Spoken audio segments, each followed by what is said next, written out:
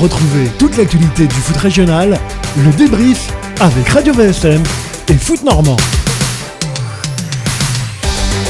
Le débrief de Radio VFM et Foot Normand, le 26e épisode et la deuxième partie. Rebonjour si vous êtes toujours avec nous, bonsoir à toutes et à tous si vous nous rejoignez. C'est le débrief donc de Radio VFM et Foot Normand avec Mathieu Billot, justement de Foot Normand. Salut Mathieu. Salut Christophe, salut à tous. La suite de ce débrief après la partie Stade Malherbe consacrée au capitaine Jessie Deminguet qui était notre invité exceptionnel. On va parler du Havre dans un instant avec notre invité Benoît Donquel, journaliste à Paris Normandie. On va revenir évidemment sur la saison du HAC, saison qui s'est conclu par une défaite sur la pelouse de Guingamp samedi sur le score de 2-1. De tout cela, on en parle évidemment dans un instant. Le débrief, l'émission sur toute l'actualité du foot régional avec Radio VSM et le Foot Normand. Et comme pour le Stade Malherbe, le Havre a effectivement clôturé son championnat de Ligue 2 samedi dernier sur une défaite, la 4e de suite sur la pelouse de Guingamp, 2-1. Début de M. Changama et de Mergem pour Guingamp contre un but de Roux contre son camp pour des Havrais qui terminent donc la saison à la 8e place avec 50 points pour un bilan définitif de 13 victoires, 11 nuls et 14 défaites. De tout cela, on en parle évidemment avec notre invité, le spécialiste de l'actualité des ciels et marines pour Paris Normandie, Benoît Donquel. Salut Benoît. Salut Christophe, salut Mathieu, salut à tous. Bon Benoît, tout simplement, comment est-ce qu'on peut la qualifier cette saison du HAC ?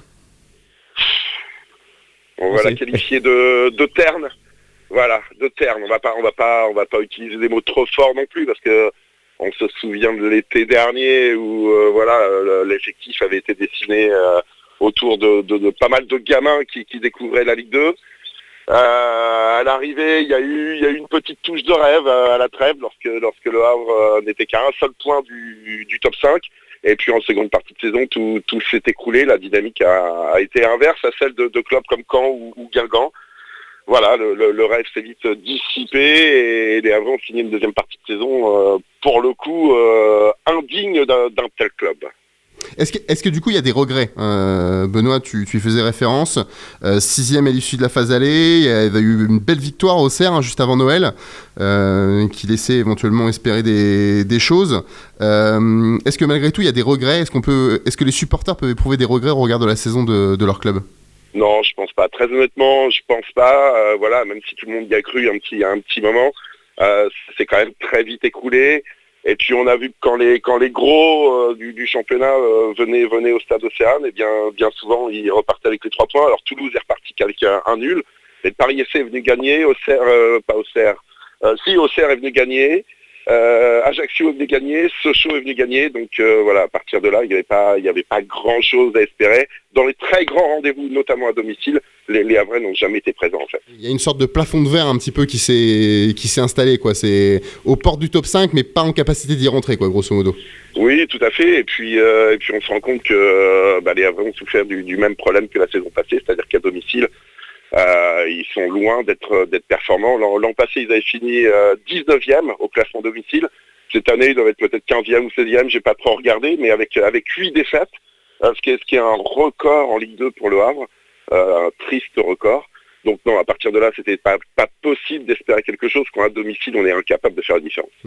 Est-ce que sur la phase aller, on peut estimer que le HAC était un peu en sur-régime ou c'est un peu sévère comme jugement ? Oui. On va dire que la phase aller a peut-être été un peu trop belle, que la phase retour est un peu trop moche. Voilà, c'est le Havre est 8e. Je pense que son classement correspond bien à l'image de la saison, quoi. Paul Le Guen, il fait souvent référence pour expliquer un petit peu cette phase retour de médiocre qualité. Il parle un peu d'un changement d'état d'esprit, que les joueurs n'avaient plus les mêmes attitudes défensives. On a aussi un peu l'impression qu'il laisse penser que le mercato et que l'avenir de certains joueurs était déjà dans les têtes dès janvier. Est-ce que tu partages ce point de vue ? Oui, c'est possible, mais je suppose que dans tous les clubs c'est pareil, c'est-à-dire que le mois de janvier, les jeunes, les révélations, commencent à être un peu sollicitées. Les joueurs en fin de contrat se demandent, quel sera leur avenir. Ils commencent eux aussi à être un petit peu contactés à droite à gauche. C'est dans tous les clubs pareil. Alors peut-être que cette saison Havre, il y avait beaucoup de joueurs effectivement en fin de contrat. Beaucoup de jeunes, qui ont été approchés par quelques chasseurs de tête. Oui, ça c'est clair. mais il en va aussi du rôle du staff de maintenir un petit peu tout le monde sous pression. À l'arrivée cet hiver, un seul joueur est parti, c'est Boutaïb. Voilà, il n'y a pas non plus de bouleversement au sein de l'effectif. Après, si on reste sur les jeunes, c'est vrai qu'un Amir Richardson qui a été brillant tout au long de la phase aller, s'est réellement essoufflé. Maintenant, c'était sa première saison en Ligue 2. Il faut se rappeler que la saison passée, il était avec la réserve et la réserve n'a quasiment pas joué. Donc à un moment donné, peut-être qu'il a payé un petit peu tout ça, et puis une réputation qui commençait à prendre un petit peu d'épaisseur. Il y a eu pas mal de paramètres. Maintenant, quand on est à la trêve hivernale, à un seul point du top 5 et qu'on a un petit peu d'ambition, on ne laisse pas partir l'un de ses attaquants, on en recrute un, et peut-être aurait-il fallu recruter un ou deux autres joueurs pour espérer quelque chose. On parle du départ là, de Khalid Boutaïb au Paris FC. On a une pensée pour lui, parce qu'on a appris aujourd'hui que malheureusement il s'était fait une rupture des ligaments croisés. Tu as beaucoup parlé effectivement dans tes différents articles. Ça a vraiment marqué quelque chose, le départ de Khalid Boutaïb, avec tout le respect que je lui dois. Moi, sur les matchs que j'ai vus, je le trouvais pas extraordinaire, sportivement parlant, mais on a quand même l'impression que ça a fait comme une sorte de petite cassure, le départ de ce joueur. Il avait peut-être une importance aussi dans le vestiaire. Oui, il était très très apprécié.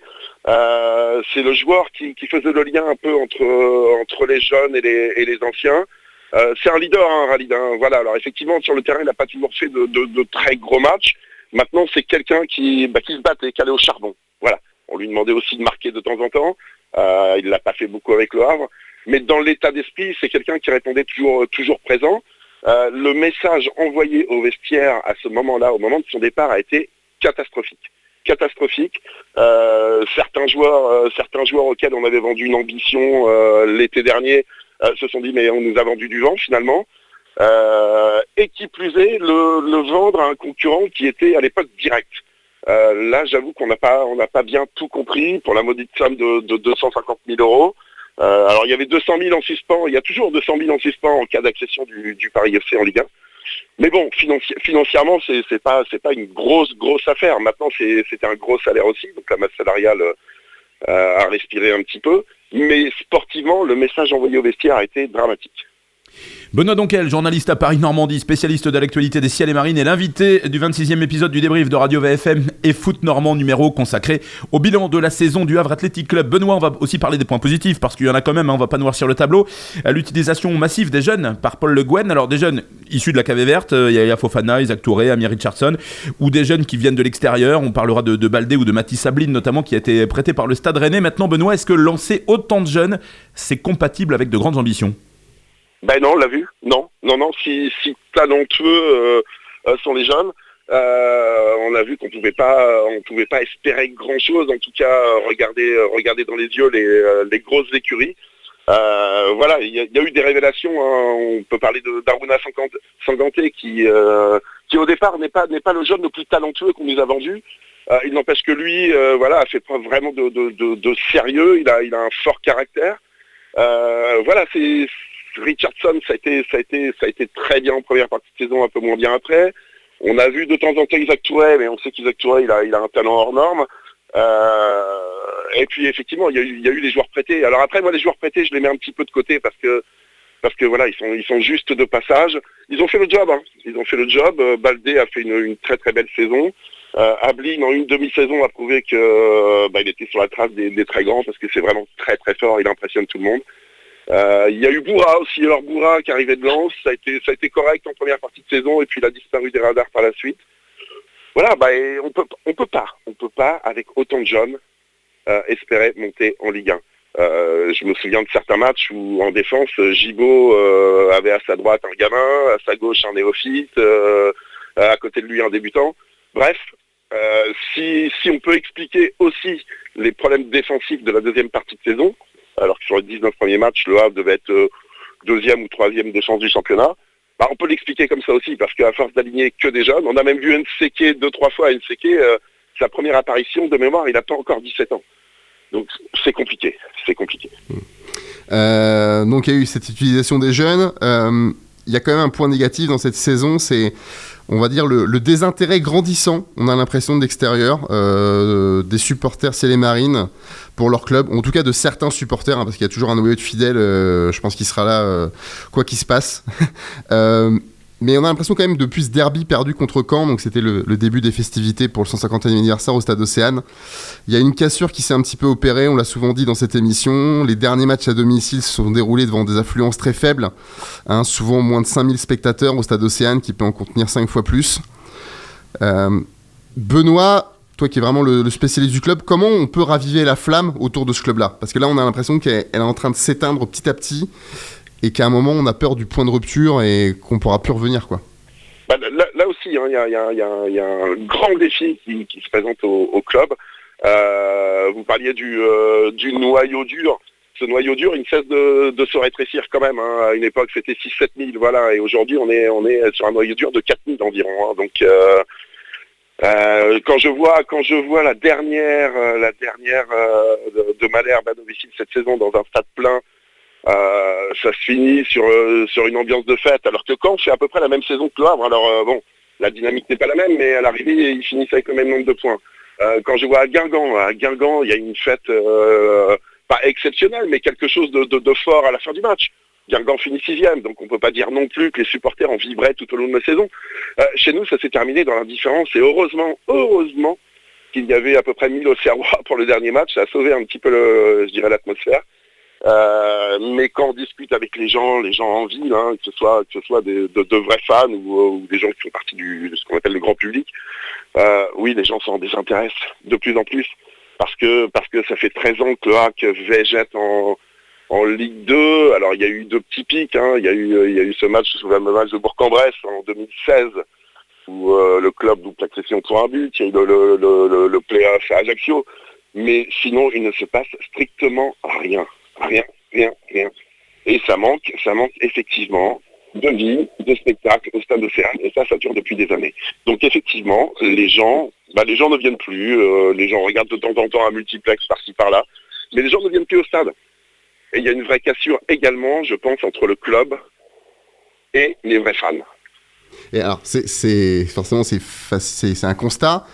Est-ce qu'il y a des solutions ? Parce que c'est pas évident quand même de réenclencher une dynamique positive, sachant que, alors sans leur jeter la pierre, mais on repartira avec les mêmes hommes, en tout cas les mêmes dirigeants, enfin sauf grand changement durant l'été, mais visiblement pour le moment le président Volpe sera toujours propriétaire du club, Pierre Ventier sera toujours là aussi, même si les supporters ne le portent guère dans leur cœur, et Paul Le Guen, comme on l'a lu dans les colonnes de Paris-Normandie, a été confirmé pour la saison prochaine, donc c'est pas là-dessus qu'en tout cas il y aura un levier pour raviver la flamme, donc non. Comment faire ? Déjà dans le discours de la direction, il va falloir quand même être un petit peu plus réaliste, parce que tous les ans, le président Volpe annonce au mois de juillet que l'objectif c'est de retrouver la Ligue 1. Donc à partir de là, les supporters attendent que le club construise une équipe apte à retrouver la Ligue 1, ce qui n'arrive jamais. Donc voilà, les gens ne demandent pas forcément, tout le monde aimerait effectivement retrouver la Ligue 1, mais au moins que le Havre joue quelque chose, soit dans la course. Donc là, ça va passer par un recrutement que j'espère réussi. Il va falloir quand même pas loin de 8 joueurs. On sait que sur le marché des transferts, le Havre n'a pas toujours été très inspiré ces dernières années. Donc ça va passer par un recrutement, ça va passer par peut-être un système de jeu qui va procurer un petit peu plus de plaisir aux gens. Et puis peut-être que ça reviendra petit à petit au stade. Mais ça va être long, ça va être très très long.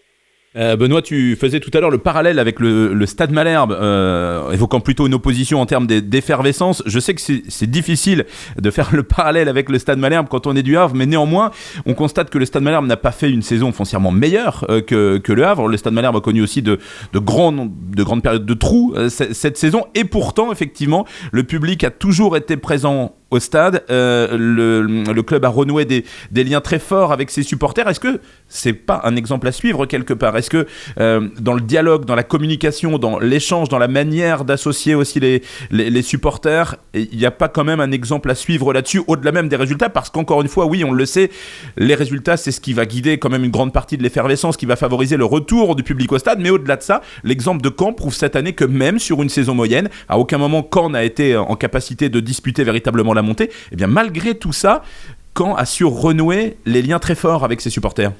Ouais, alors je sais pas comment ça s'est passé en termes de relations entre les supporters et les dirigeants caennais. Ce que je sais, c'est qu'au Havre, les relations sont au mieux très fraîches. Voilà, au mieux très fraîches. Je prends un exemple tout bête. Le jour du match, du derby et des 150 ans, les supporters, se sont d'eux-mêmes associés à la fête. Bon, il y a eu ce fameux tifo géant qui s'est déchiré rapidement, mais bon voilà, ça a bossé dur, ça a bossé durant de longues semaines. Ils voulaient vraiment marquer le coup. Ce jour-là, aucun dirigeant n'est venu les voir. Ne serait-ce que 30 secondes, 2 minutes, pour les remercier, pour leur souhaiter bon match, etc. Aucun dirigeant n'est venu les voir. Oui. Et ça, je pense que ça symbolise les relations entre les fidèles du COP et la direction. Oui, le public a aussi besoin de retrouver ces échanges-là. On évoquait encore une fois, on ne va pas faire le parallèle uniquement avec le Stade Malherbe, mais des relations de confiance, d'échange qu'Olivier Piqueux a su renouer avec les supporters, parce qu'on sait qu'il y a aussi eu des périodes très tendues dans un passé pas si lointain du côté du Stade Malherbe. C'est fondamental d'avoir ces relations-là. On évoquait effectivement cette reconnaissance, ce dialogue, la reconnaissance envers les supporters, mais la reconnaissance aussi envers les joueurs dont les supporters ont besoin. On a parfois parlé de la situation d'Alexandre Bonnet, on y reviendra peut-être tout à l'heure. Le public aurait aimé peut-être une meilleure considération. Bon, Jean-Pascal Fontaine a certes été honoré lors de la dernière à Océane, mais peut-être que le public aurait attendu autre chose. La direction a été décriée aussi sur ce que certains ont évoqué comme un manque de reconnaissance envers Christophe Revaux, qui a été extrêmement honoré du côté de Toulouse, moins du côté du Havre. Est-ce que ça, au-delà même de ce qui se passe sur le terrain, dans les prestations, est-ce que ça renforce pas aussi justement les relations de froid dont on parlait tout à l'heure entre la direction d'un côté, le club, clairement, et les supporters ? Ouais, tout à fait. Tout à fait. Alors on parlait de Christophe Revaux. Bon, je sais que le club n'est pas, je dirais, le seul responsable sur le fait que ça traîne. Voilà, la municipalité a elle aussi le dossier en main et n'est pas très réactive non plus par rapport à ça. Le Havre sait, les dirigeants havrais savent que voilà, ça prend beaucoup de temps, que les supporters l'ont un petit peu en travers de la gorge, et comme vous le disiez, ce qui s'est passé à Toulouse, ça a circulé sur tous les réseaux. Il y a eu quelque chose de festif, de fort, ce qu'on n'a pas encore su faire au Havre. Après, oui, il y a aussi vis-à-vis d'un Alexandre Bonnet. Alors le garçon est quand même là depuis 2009. Il a toujours fait le job, c'est quelqu'un de... Dans le comportement, c'est quelqu'un d'exemplaire. Il y aura peut-être même pas de revoir Alexandre Bonnet au Stade Océane. Enfin, c'est quelque chose d'hallucinant. Quant à Jean-Pascal Fontaine, je pense que ça n'a pas été grandiose, mais je pense que ça allait très très bien au personnage qui, de toute façon, ne voulait pas parler. Je le voyais pas prendre le micro au milieu du Stade Océane pour remercier les supporters. C'est quelqu'un de trop introverti pour ça. Je pense que aller serrer quelques louches et faire quelques selfies au pied du COP, ça lui suffisait amplement. On parle de ces deux joueurs qui sont en fin de contrat. Donc Jean-Pascal Fontaine, c'est sûr qu'il ne sera plus havrais la saison prochaine. Benoît, tu avais annoncé qu'il retourne sur son île natale de La Réunion. Tout à fait. Si on a compris. Donc Alexandre Bonnet, le cas est un peu plus complexe. Il est en fin de contrat. Pour le moment, il n'a pas de proposition de prolongation. Paul Le Guen nous a fait comprendre avant le dernier match, vendredi, que grosso modo, il prenait le temps de réfléchir encore. Donc voilà. Donc c'est deux joueurs qui peut-être ne sont... au moins un, et le deuxième peut-être plus là la saison prochaine, et c'est pas les seuls, car on a Yaya Fofana et Imad Abdelli aussi en fin de contrat qui se sont engagés pour Angers. On a Emen Ben Mohamed, alors même si on l'a pas trop vu parce que aussi il est revenu aussi d'une blessure des croisés après son prêt, qui est en fin de contrat, qui ne sera plus là. Paul Le Guen nous a fait aussi comprendre que les garçons prêtés, donc Tierno Baldé, Ismaël Boura et Mathis Sabline, il y avait très peu de chances de les revoir la saison prochaine, qu'ils auraient certainement d'autres propositions. Il y a des cas aussi un petit peu complexe. Le troisième, alors aujourd'hui qui est troisième gardien, mais peut-être appelé la saison prochaine à être deuxième, le susnommé Mohamed Koné, mais qui visiblement n'est pas très enclin à signer son premier contrat professionnel avec le club. Ça, c'est encore d'autres problèmes de la gestion des jeunes et des entourages qui sont pas toujours très reconnaissants vis-à-vis des clubs formateurs. Un garçon comme Pierre Gibaud aussi, qui visiblement sera plus là la saison prochaine. Pareil, tu l'avais expliqué dans les colonnes, lui souhaitait un engagement un peu plus long de 2 ans. Ouais. Paul Le Guen nous a fait comprendre que grosso modo il avait une règle qu'à partir d'un certain âge c'était 1 an et pas plus, et qu'il n'en dérogerait pas quel que soit le joueur, grosso modo. Tout à fait, ouais. Ça fait quand même un paquet de départ. On peut ajouter Cornet. Exactement, Quentin Cornet, c'est vrai, tout à fait. Qui est le joueur le plus décisif cette saison, si je me trompe pas. Ouais. Notamment sur les coups de pied arrêtés. On va avoir dans tous les cas, on va avoir un nouveau hack la saison prochaine, en fait.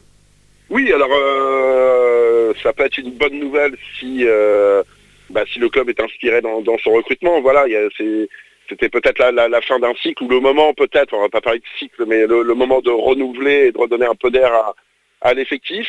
Voilà, ça peut être une belle occasion de repartir sur des bases nouvelles, sachant qu'il y aura 7, 8, peut-être 9 nouveaux joueurs, on ne sait pas encore. Voilà, ça peut permettre de repartir sur quelque chose de neuf sportivement, sur quelque chose de peut-être un peu plus frais humainement, même si voilà, comme on dit, le groupe vivait plutôt bien, on n'a jamais eu écho de grosses tensions. Voilà, moi je trouve même que le groupe vivait peut-être un peu trop tranquillement. Voilà, ça manque un peu de pression à tous les étages. C'est un peu le danger qui guette l'heure, en fait, quoi. C'est que c'est un peu une belle endormie aussi, quoi. Beau stade, beau centre d'entraînement maintenant, un coach de renom et qui s'exprime aussi très très bien, des joueurs au demeurant sympathiques, mais ça manque un peu de... Ça manque de vie, ça manque de passion, ça manque de pression. À Socans, les joueurs sont entre eux avec les entraîneurs. Rares sont les fois où un dirigeant franchit la porte du centre d'entraînement. On n'a jamais un dirigeant qui vient s'exprimer après une lourde défaite, comme il y a pu y avoir cette année. Alors je mets à part le revers contre Caen, mais le 4-2 concédé à Ajaccio, qui pour moi, voilà, ça marquait la fin de tous les espoirs. Pas Ajaccio, Bastia, autant pour moi. Bastia, le 4-2 au stade Océane. Dans la foulée de cette terrible défaite, il n'y a pas un dirigeant qui vient s'exprimer. Voilà, moi je veux pas revenir en arrière sans cesse, mais à une époque, le président n'aurait même pas eu à être invité pour se présenter devant la presse. Voilà. Là, on a le sentiment, ça gagne, ça perd, ça fait match nul, il se passe rien. C'est plat. Donc il va là aussi, mais si les mêmes hommes restent, si il n'y a pas une nouvelle tête, on parle d'un directeur sportif, mais le Guen n'en veut pas. Donc le débat est clos. On va repartir, je pense, sur des mêmes bases. Comme vous le disiez, il y a un joli centre d'entraînement, il y a un joli stade. On est tranquille au Havre. On est tranquille. Alors après, Pierre Ventier, il y a 3 ans, avait fait le constat que le Havre était une belle endormie. Qu'a-t-il fait pour que ça change ? Voilà. Donc ça passera, pour que ça change, ça passera par des nouveaux joueurs, du coup, si on comprend bien. C'est le seul levier, levier à disposition, quoi. Ouais, tout à fait. D'accord. Tout à fait. On termine un petit mot mercato en disant justement cette info que tu as révélée en fin de semaine dernière. Peut-être le nom d'une première arrivée, qui est l'attaquant de Concarneau. Fahd El Koumisti, qui a fini 2e meilleur buteur de National avec Concarneau, qui a été longtemps à la lutte pour la montée en Ligue 2 d'ailleurs. Bon, on va pas se mentir, moi personnellement je le connais pas trop joueur, mais on a envie de dire que c'est peut-être aussi les joueurs sur lesquels le profil de joueur dont faut s'intéresser quand on est le hack, quand on est en Ligue 2, quand on a visiblement plus beaucoup de moyens financiers. C'est sur ces garçons-là qu'il faut aussi se pencher. Sachant qu'il va falloir quand même pas mal de nouveaux joueurs. Alors peut-être qu'il va falloir aller sur des joueurs qui sont réellement aguerris à la Ligue 2. Et puis parallèlement aller peut-être chercher des bons coups en national. Le hack ne pourra pas prendre 8 joueurs avec une forte expérience de la Ligue 2. C'est pas possible, financièrement ce sera pas jouable. Donc il va falloir aller chercher quelques bons coups. Là aussi des bons coups, mais des joueurs avec un peu d'expérience aussi, pas des révélations du national. El Koumisti, il est donc 2e buteur de national, il a été élu meilleur joueur de national, mais il a déjà 28 ans, donc il dispose d'une petite expérience. Parce que la saison prochaine, il y a 4 descentes directes. Et là, pour le coup, je pense qu'il va être difficile de partir à la guerre avec une équipe très très jeune. On verra ça à partir. La reprise est le 24 juin, je crois, du côté de l'entraînement. De Secans. Donc à partir du 24 juin, le mercato lui s'étire jusqu'au 1er septembre. Donc d'ici là, il peut s'en passer pas mal des choses. On va suivre ça avec attention et notamment à travers ta plume et dans les colonnes de Paris-Normandie, Benoît. Ok, il n'y a pas de souci. Eh ben merci infiniment, Benoît. Tu auras été l'un des fidèles intervenants sur le débrief de Radio VFM et Foot Normand. Cette saison, le Havre qui termine donc 8e avec 50 points, comme un clin d'œil à égalité de points avec le Stade Malherbe. Mais des dynamiques inverses, en fait. C'est ça exactement. Voilà, en fait, et ça change la perception des gens, parce qu'encore une fois, c'est cette première partie de saison du HAC, même si c'était pas flamboyant dans le jeu, il y avait des garçons, on sentait quelque chose qui se dégageait un petit peu de l'équipe, et d'ailleurs les supporters ne s'y sont pas trompés, parce qu'ils soutenaient bien leur club, et ça s'est cassé. Et ça s'est cassé dans la deuxième partie de saison, alors comme on l'expliquait, sur régime, sollicitation extérieure, ou peut-être tout simplement plafond de verre, mais en tout cas, et donc ça laisse une impression forcément un peu fade à l'heure où on se parle. Tout à fait. Merci encore infiniment, Benoît. Toute l'actualité des Ciels et Marines à suivre dans les prochains jours et semaines, évidemment, parce qu'il y a un mercato qui arrive sur les réseaux sociaux via Paris Normandie et via le journal Paris Normandie, évidemment. Merci encore une fois infiniment, Benoît, et à la saison prochaine. Merci à vous. À très bientôt, Benoît, merci d'avoir été avec nous aujourd'hui et régulièrement tout au long de la saison. Merci également à Quentin Radic qui a assuré parfaitement comme d'habitude la réalisation technique de ce 26e épisode du débrief. Quant à nous, on se donne rendez-vous la semaine prochaine, Mathieu, effectivement, pour parler de foot. Encore une fois, avec Radio VFM et Foot Normand. On vous souhaite une belle semaine, Mathieu. Tout à fait, idem. Merci à toutes et à tous de nous avoir été fidèles. Prenez soin de vous, passez une excellente semaine et à très vite pour parler de foot avec Radio VFM et Foot Normand. Salut. Le débrief, c'est l'émission pour tout savoir sur le foot régional avec Radio VFM et Foot Normand. Et c'est le lundi soir à partir de 18h15.